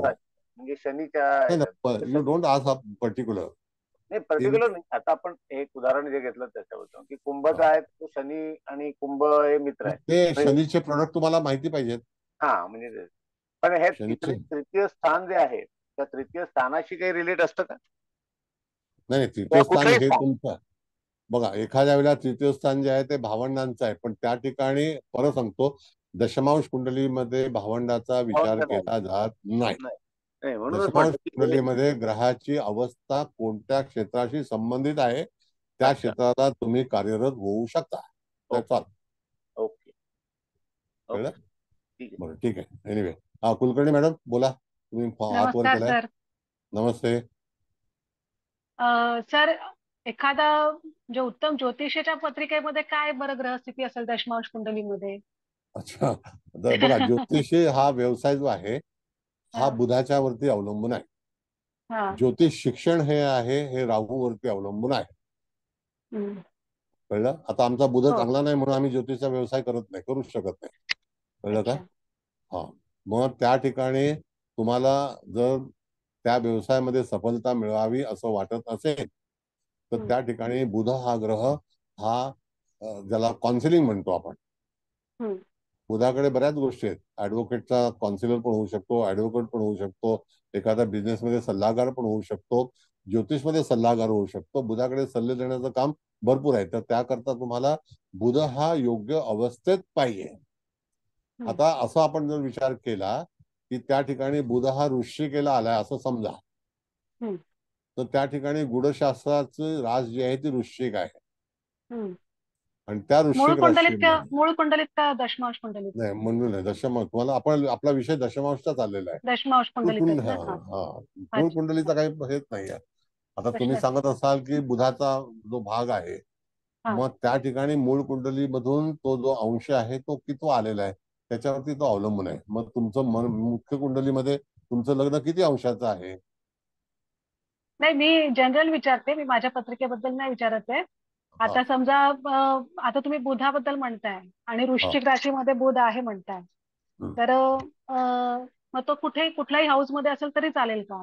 हो, कुठल्याही हाऊस मध्ये तो जो आहे. आता तुम्हाला सांगतो की वृश्चिक ही डॉक्टरची पण राशी आहे, फार्माची पण आहे. मग फार्मास्युटिकलचं ट्रेडिंग करणारे, दुकान उघडणारे लोक नाही आहेत का? आहेत ना. मग तसा उद्योग चालेल. अच्छा. बुध हा कुठल्याही उद्योगाला मागे पाहत नाही. अच्छा, म्हणजे ज्योतिषी होण्यासाठी राहू आणि बुध, मग गुरुचा पण रोल राहू हा असायला ऐका 2 मिनिटं. राहू हा शिक्षणासाठी आहे, कारण गूढशास्त्र हे राहूकडे दिलेलं आहे. आणि प्रत्येक व्यक्ती इथे बसलेली आहे कोण ना कोण तरी, तर त्यांच्या कुंडलीमध्ये राहू किंवा केतूची निगडीत अशा ग्रहांची युती 100% असेल. कळलं का? पहा, म्हणून तुम्हाला ज्योतिषमध्ये रुची आली. अच्छा अच्छा. आणि जर दशमांश कुंडलीमध्ये हा बुध अष्टमातच गेला तर? जरी अष्टमात गेला तरी नाही, ऐका मॅडम, दशमात जरी अष्टमात गेला तरी तो कुठल्या पॉकेटमध्ये आहे? राशी कुठली आहे? सिंहचा. तर माझ्यासमोर ओपन केली कुंडली. मग आता सिंह मध्ये बसलेला आहे, तर त्या ठिकाणी तुम्हाला निश्चितच चांगला व्यवसाय करू शकाल. अच्छा. कळलं? Thank you sir. हा, खूप छान कळलं. कॉन्फिडन्स पण आला. नाही, कॉन्फिडन्स साठी शिकायचं आहे. आता हो. काय गंमत आहे की एखादी व्यक्ती ज्या वेळेला एखाद्या व्यवसायामध्ये शिरकाव करते तर त्याचा कॉन्फिडन्स असणं गरजेचं आहे आणि व्यवसायाला कॉन्फिडन्स पाहिजे. बरोबर. आता जसं मगाशी जोगळेकर सरांनी सांगितलं की दशमांश कुंडलीमध्ये दशम स्थानामध्ये ग्रह नाहीये. बरोबर पण आहे. तो पण दशमेश म्हणजे तो दशमांश कुंडलीतला दशमेश हा षष्ठ स्थानात गेला तरी बरोबर. त्याला अनुकूलच समजायचं ना आपण. हो, नक्की. आणि तो कुठल्या बेसवरती, जसं प्रमाणे आपण नवमाश करतो त्या नवमाशामध्ये एखादा ग्रह करो पापांशामध्ये आहे का, उग्रांशामध्ये आहे का, सेनांशामध्ये आहे का, ते पण भोग्यांशामध्ये आहे, बघा. अभयांशामध्ये आहे, तशाच तऱ्हेने दशमांश कुंडलीमध्ये पर्टिक्युलर त्याची जी कॅव्हिटी आहे ती झोडियाक कुठली. अच्छा, ते पण सर्च करायचं. हा, झोडियाक इम्पॉर्टंट आहे ना. तुम्हाला तो जो स्लॉट मिळतो तो आता तुम्ही सांगितलं सिंहचा, तो हा. प्रेस्टिजियस आहे. हो, पण त्याच्या पलीकडे असता तर तो कन्येमध्ये झाला असता. कन्येमध्ये आलं. बरोबर. कळलं का? मग मूळचा बुध हा कुठल्या राशीत आहे त्याच्यातून तो दशमांश कुंडलीमध्ये सिंह राशीत आलेला आहे. बरोबर. राश वगळता येणार नाही, कारण 12 हो, राशींच जे एकत्रीकरण केलेलं आहे. हो, कळलं का? बरोबर. म्हणजे मग आता हे विषय. हा, बोला बोला बोला बोला मॅडम. नाही, मग आता तुम्ही जसं म्हणता की तो जो ग्रह कुठून आलाय ते पण बघायचं आणि त्याचे आपण नवमांश पण बघायचे. नाही नाही ऐक त्याची ना, नवमाश नाही नवमाश नाही. मी म्हंटल असं मॅडम की जसं आपण नवमाश पाहतो हा, त्याचप्रमाणे दशमांश कुंडली सुद्धा तशीच पाहायची. तशीच उदाहरणार्थ की पाहिजे. समजा एखाद्या व्यक्तीच्या याच्यामध्ये कन्या लग्न असेल आणि हम्म, कन्या लग्न हे हस्त नक्षत्राचा आरंभ जो आहे तो मेष हम्म, नवमाशापासून सुरू होतो. हा, कळलं? आणि तो हा, जर समजा मिथुन, हस्त नक्षत्र हे शुभ नक्षत्र आहे, मग त्या हा. याच्यामध्ये सगळे जे सूक्ष्मांश आहेत ते चांगले आहेत. अच्छा. मग त्यामध्ये बरोबर. पंडितांश पण आहे, त्याच्यामध्ये भोग्यांश पण आहे, त्याच्यामध्ये अभयांश पण आहे. मग अशा अभय नाही सॉरी, मग त्याच्यामध्ये पापांश कन्या राशीमध्ये आहे. हम्म. कळलं का? तर त्या अच्छा. ठिकाणी तुम्हाला पाहिलं पाहिजे की हा दशमांश त्याला नाव नाहीये, फक्त त्याला राशी आहे. अच्छा. त्याला सूक्ष्मांशासारखं नाव नाहीये, नाव नाही. अच्छा. त्याला हे राशी पण आहे फक्त. आपण बघायचं. Yes, okay. नक्की. प्रत्येक अच्छा. राशीचा स्लॉट जो आहे तो एनर्जाइज आहे की नाही. कधी कधी एखाद्या वेळेला दशम स्थानामध्ये मूळचे 4 ग्रह असतात आणि ते हम्म, विखुरले जातात. बरोबर. कळलं का? असा भाग हम्म, आहे. चालेल. कळलं? अच्छा. ठीक आहे सर. ओके, कळलं. Thank you sir. थँक्यू. बरं, आता मुकेश भाऊ ना क्लास द्यायचा आहे ना, मुकेश भाऊ? हो सर, हो. हा, बरं, हे लेक्चर जे आहे ना ते तुम्ही युट्यूबला टाका, हरकत नाही. कळलं का? हो सर. ही सगळी लेक्चर्स आहेत, युट्यूबला टाका. आणि आता काय तुम्हाला अभिप्राय द्यायचा आहे, चांगला वाईट, काही वाईट असेल तर वाईट, चांगला असेल तर चांगला, काही हरकत नाही, बोला. सर खूपच छान लेक्चर झालं आणि षोडश वर्गाबद्दल बरीच उत्सुकता होती. पण कुठे त्याचे क्लासेस कोण घेण्याची डेअरिंग दाखवत नाही आणि कुठे वाचायलाही त्याबद्दल डिटेलमध्ये मिळत नाही. ते बरीच माहिती याच्यामध्ये मिळाली आणि अजूनही मिळायची आम्ही वाट बघतोय. हो, आता सुरू करणार मी. हो आता सुरू करणार. फक्त होरा कुंडली मी नाही शिकवत, बाकी सगळ्या कुंडल्या शिकवत. होरा हो. कुंडलीमध्ये तेवढं तथ्य होत नाही. कधी तो अच्छा. सिंह होरा, कर्क होरा असतो आणि हम्म. 4 ग्रह इकडे, 5 ग्रह तिकडे असंच असतं. बरोबर. प्रत्येक 15 अंशाला ग्रह जो आहे तो तिथे बदलतो. तर त्या कुंडलीमध्ये काही तेवढं रस होत नाही. पण अच्छा. लग्न कुंडलीच्या अनुसंधानात तुम्हाला त्रिशांश कुंडली आहे, चतुर्थांश आहे, हो. सप्तमांश आहे, सगळ्या गोष्टी शिकवता येतात. बरोबर. ओके सर, खूप छान धन्यवाद. झालं. थँक्यू. बोला. सर मी विचारू? हा, बोला. हा सर, दशमांश कुंडलीमध्ये म्हणजे सिंहेमध्ये जर बुध, शुक्र, गुरु आणि राहू वगैरे असेल तर त्यांनी काय कार्य करायला पाहिजे, म्हणजे कार्यक्षेत्र काय असावं त्यांचं? पहिली गोष्ट म्हणजे मॅडम, शिव जी रास आहे दशांश कुंडलीतली, हा. ती एक अतिशय अनुभवी आणि आपला ठसा उमटवणारी आहे. पण पहिल्यांदा एक लक्षात घ्या की ती रास कुठेशी आलेली आहे. भाग्यामध्ये दशमांश भाग्यामध्ये मध्ये. आलेली आहे. मग त्याच्या ठिकाणी बघितलं तर त्याचा जो दशमांश आहे तो धनु आहे. कळलं का? हो मूळ तत्व धनु आहे. हो. मग त्याचा लग्नेश जो आहे तो भाग्यस्थानामध्ये आलेला आहे. म्हणजे निश्चित जातकाच्या उद्योगामध्ये किंवा राजकारणामध्ये अतिशय चांगल्यापैकी उत्तम ठसा उमटवेल असं आपल्याला सांगितलं पाहिजे. ओके. राहू पण आहे पण सर त्याच्याबरोबर. मग राहू तो कुठून आला याला महत्व आहे मॅडम. परत सांगतो, युती ही जी आहे ज्याप्रमाणे आपण नवमाशामध्ये पाहतो तशी ही युती त्या ठिकाणी आहे असं म्हणता येणार नाही, किंवा असेल तर दोघंही त्याच राशीतले असतील आणि पुन्हा तिथे झाले असेल तर ज्या राशीमध्ये मूळचे असतील त्याच्यामध्ये टॉलरन्स जो आहे तो 2 अंशात 3 अंशाचा असेल तर, अदरवाईज नाही. अच्छा. मग मूळचा राहू आणि गुरुची युती आहे का? धनु राशीतला राहू आहे तो आणि तो लग्नातला आहे मॅडम. हो तो दशमातला नाहीये. हो लग्नातलाच धनु राशीचा राहू आहे आणि तो राहू जो आहे तो भाग्यामध्ये आहे आणि सिंह राशीमध्ये आहे. मग गुरु बरोबर आहे आणि तो सुद्धा म्हणजे धनेचाच राहू असं. एक मिनिट सांगतो. धनु लग्न असेल तर दशमामध्ये कन्या रास येते. नाही, वृश्चिक लग्न असेल तर हे असेल ना, तो सिंह रास सिंह रास येते. हो म्हणजे ओरिजिनल. पण दशमांश कुंडलीमध्ये धनु रास येते ना. बघा परत तुम्ही तेच करताय. मूळ कुंडली ही कुठली आहे? धनु आहे का वृश्चिक आहे? वृश्चिक. मग वृश्चिकेमध्ये धनु दशमांश आलेला आहे. हो. मग वृश्चिक धनु दशमांश आलेला आहे तर तुमचं लग्न बिंदू जो आहे तो 23-24 डिग्रीच्या जवळपासचा आहे का? 15 अंश 34 कलेचा आहे. मग आता त्या ठिकाणी तो अनुराधामधला आहे. हो. आणि अनुराधामधून तो धनु दशमांश निर्माण झाला, बरोबर आहे? हो. मग दशम स्थानामध्ये येणारी रास जी कन्या आहे दशमांशी, ती सिंह राशीतून जन्माला आलेली आहे. बरोबर. मग त्या सिंह राशीतून जन्माला आलेला बुध पहिल्यांदा बघायचा आहे. तेच ना, तर बुध तो सिंह राशीतच आलेला आहे. मग तो चांगला आहे ना. चांगला आहे ना मॅडम, भाग्यस्थानामध्ये आला ना. पण तो राहुयुक्त मूळचा असेल तर नाही चालणार. हो, मूळचा नाहीये. मग बस फिनिश. आता हे पर्सनल प्रश्न विचारू नका, तुम्ही शिकून घ्या पहिला. ओके. आणि यू सॉल्व युअर क्वेश्चन. नाही, फक्त करिअर काय करू शकेल असं मला विचारायचं. करिअर हा बुध, मी परत तुम्हाला सांगितलं, बुध हा ट्रेडिंग आहे, व्यापारी आहे, नंबर ऑफ एजन्सीज आहेत, हे आहे ना. बुधाकडे कमी कष्टाचं काम आहे बुधाकडे. ओके. डॉक्टर आहे सर ही मुलगी, तर आता कन्सल्टन्सी आली ना मॅडम, कन्सल्टन्सी आली. डॉक्टर म्हणजे काय? सर्जन हा मंगळाकडे येतो, रवीकडे येतो. डॉक्टर आहे तो त्या ठिकाणी काउन्सिलिंग करतो ना. ओके.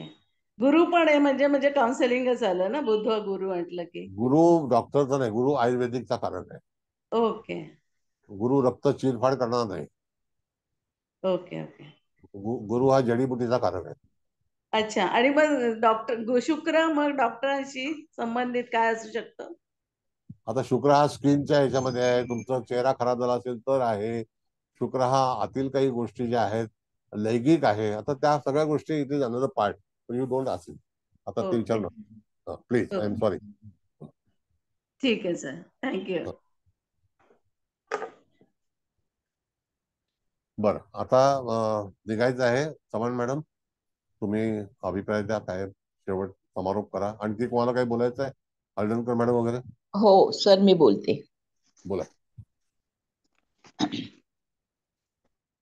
आज आपण एका नवीन विषयाला सुरुवात केलेली आहे आणि अतिशय एखाद्या समस्येच्या जवळ जाण्याच्या दृष्टीनं, म्हणजे आज आपण दशांश कुंडली ही इंट्रोड्यूस केली आणि त्यातून केवळ आपल्याला व्यवसायाशी निगडीत आपण कोणती गोष्ट निवडू शकतो किंवा त्याच्यात आपण किती ठामपणे उभे राहू शकतो याचं विश्लेषण तर केलंच, पण त्याच विश्लेषणाबरोबर अनेकांचे प्रश्न घेऊन ते दशांश कुंडलीशी सुसंगत किती आहे आणि इतर लग्न कुंडलीशी जुळते मिळते किती आहे याचं पण विश्लेषण खूप चांगलं झालं.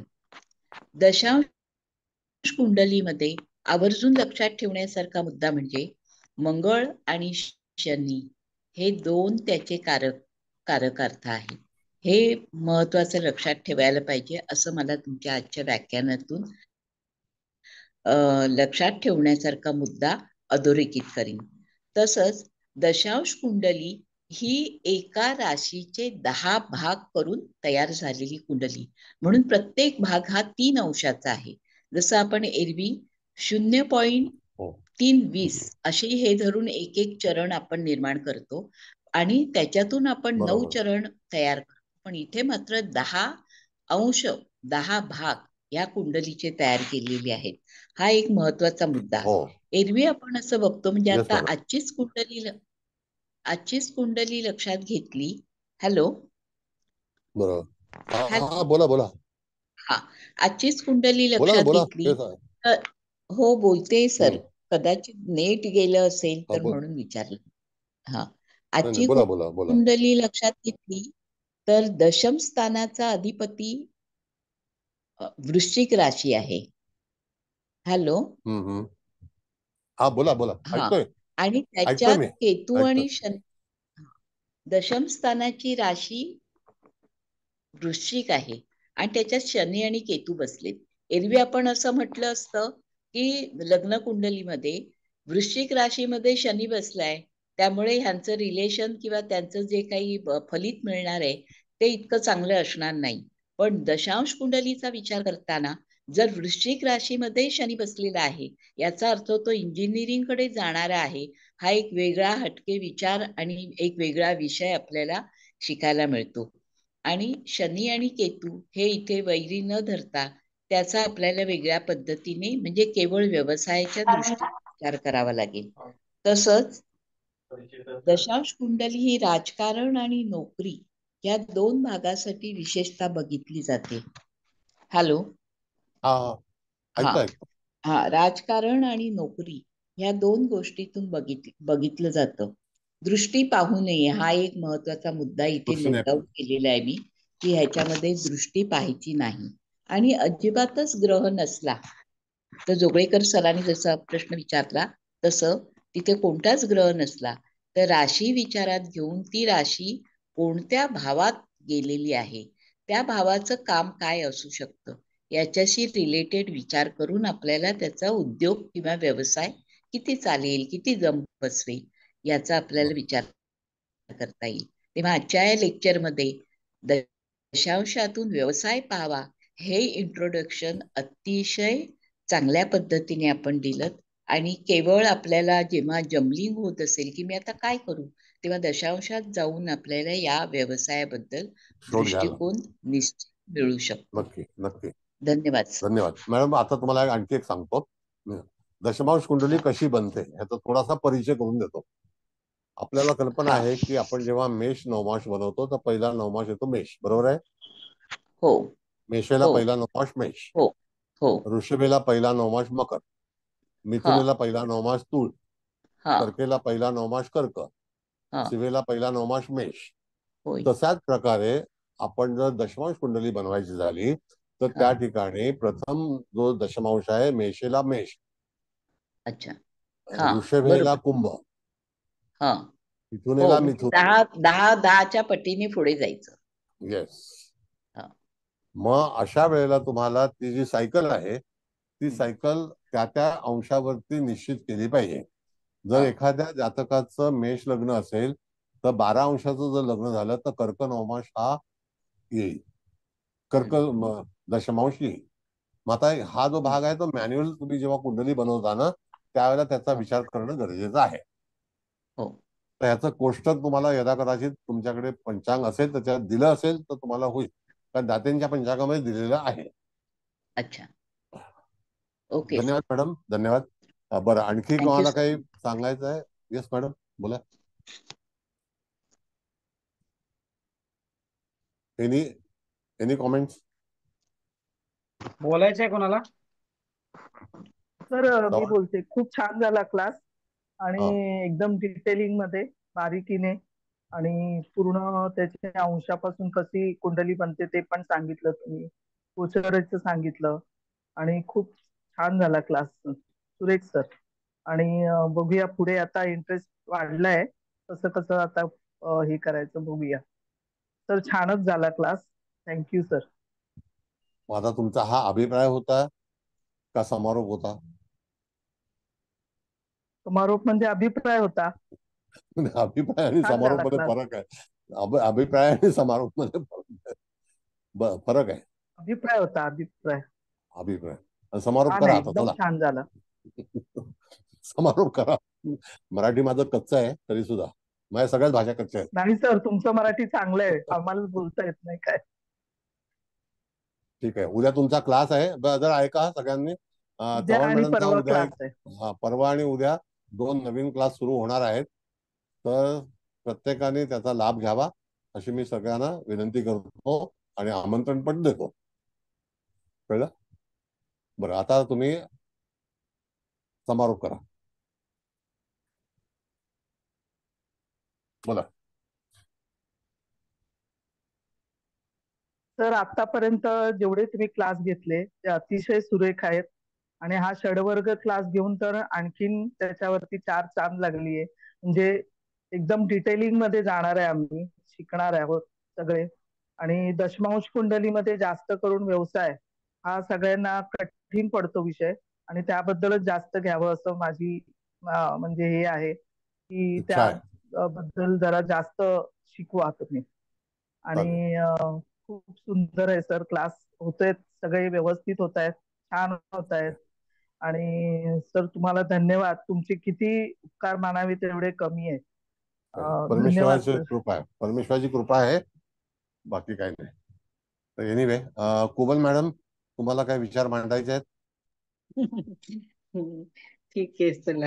आता सगळे दोघी मॅडमनी भरपूर डिटेल मध्ये मांडलेत, तरी सुद्धा मी म्हणजे अभिप्राय आता आपलं क्लासचं शेवट करायचं म्हणून बोलते थोडस. सर तुम्हाला नमस्कार, चव्हाण मॅडम तुम्हाला पण नमस्कार, आणि हळदणकर मॅडम तुम्हाला पण. कारण आमचा एखादा पॉइंट सुटला म्हणजे माझा किंवा इतरांचा, तर तुम्ही सर जसं सांगता अगदी तसंच सेम टू सेम परत सांगता, त्याच्यामुळे तुमचे पण खूप खूप धन्यवाद.